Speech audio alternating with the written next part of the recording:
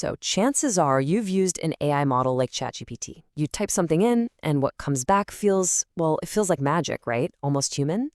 But behind that magic is a really fascinating step-by-step process. Today, we're going to pull back the curtain and see how an AI actually writes. And this right here gets to the absolute heart of it. You see, a human writer might plan out a whole sentence or even a paragraph, but an LLM, it's basically improvising, one tiny little piece at a time.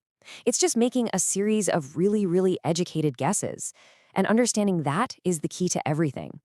So, to really get this, we're going to follow the journey of a single prompt as it moves through 5 key stages. It all starts with your words getting chopped up, then they're given meaning, the context is figured out, all the possibilities are weighed, and finally, a choice is made. And then, the whole thing starts over again. Okay, first things first. These models don't read words the way you and I do. Not at all. They need to turn our language into something they can actually work with, and that means numbers. The whole process kicks off with something called tokenization. Let's start with a really simple sentence. To us, this is just a normal, straightforward thought. But to the model, this is just the raw material. Nothing can happen until this gets broken down. And this is what the model is actually looking at. The sentence gets shattered into these little pieces called tokens. Now look closely. Love is one token. Simple enough, but programming is split into 2, program and Ming. Even the period gets its very own token. This isn't about grammar, it's all about statistics and how common a piece of a word is. And here's a perfect example of how that works. Super common words like the get their own single efficient token, but longer, less common words like indistinguishable get broken down into smaller, more manageable pieces. And this is super important to remember. When you hear about an API having a 4,000 token limit, they're not talking about 4,000 words. They're talking about these little machine-friendly chunks. Okay, so we have our tokens. Each one gets a unique ID number. But just an ID doesn't tell you what a word means. That's where this next step, embeddings, comes in. Each token ID is mapped to what's called a vector, which is just a fancy word for a huge list of numbers. Think of these numbers as coordinates that place the token in this giant virtual meaning space. So what is this meaning space? Well, this is where things get really cool. It captures relationships between words in a way that's kind of mind-blowing. Here's the classic example. If you take the coordinates for the word king, subtract the coordinates for man, and then add the coordinates for woman, what do you think you get? You land right next to the coordinates for queen. I mean, how wild is that? The model figured out concepts like gender and royalty all by itself just by analyzing patterns in billions of sentences. It was never explicitly taught any of this.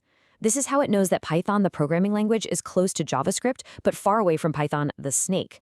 All right, so now our tokens are represented by these meaningful lists of numbers. But, a sentence is way more than just a list of words. It's about how they all connect. To figure that part out, the model uses the absolute core of the whole system, a mechanism called attention. All right, let's do a quick little test. In this sentence I'm about to show you, how do you know what the word it is referring to? Yeah, so in this sentence, we just know, instantly, that it is the cat. But how does a machine figure that out?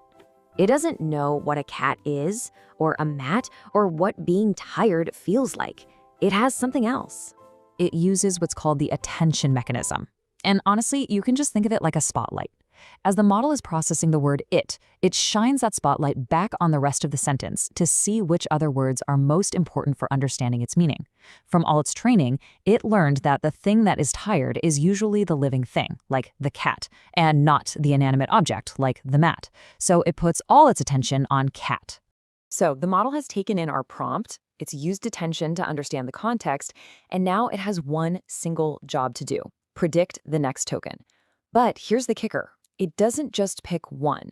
It considers every single possible token in its massive vocabulary. What the model produces at this stage isn't an answer. It's a list of probabilities. It gives a score to every single one of its, say, 100,000 tokens. So, in this imaginary case, it thinks there's a 23% chance the next token should be is, a 14% chance it's really, and so on.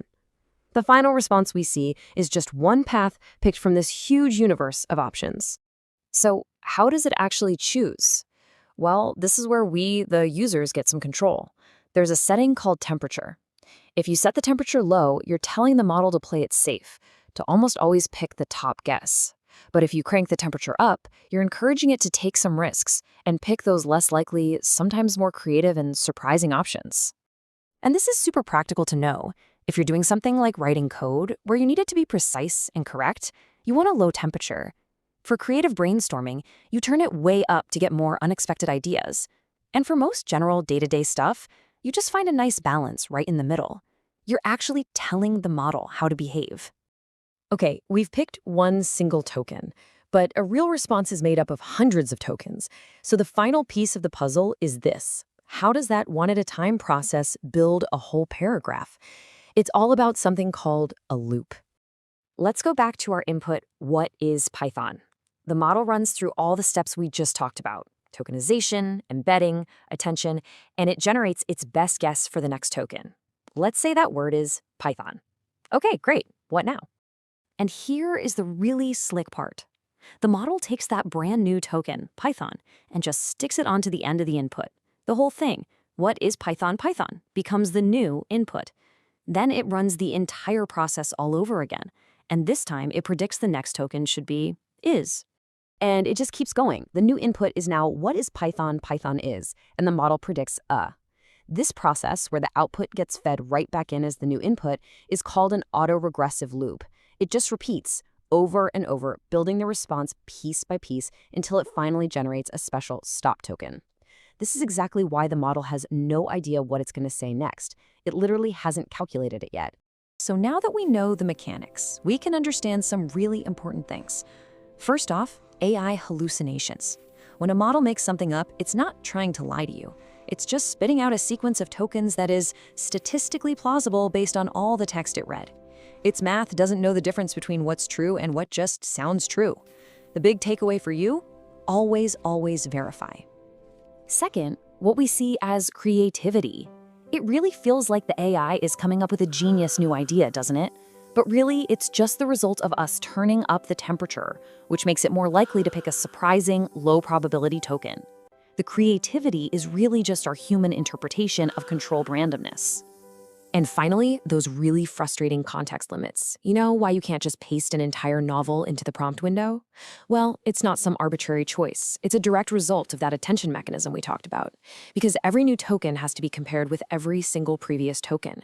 The amount of calculation required grows exponentially. It's a fundamental limitation of the design. So there you have it. It's not magic, it's a mechanism.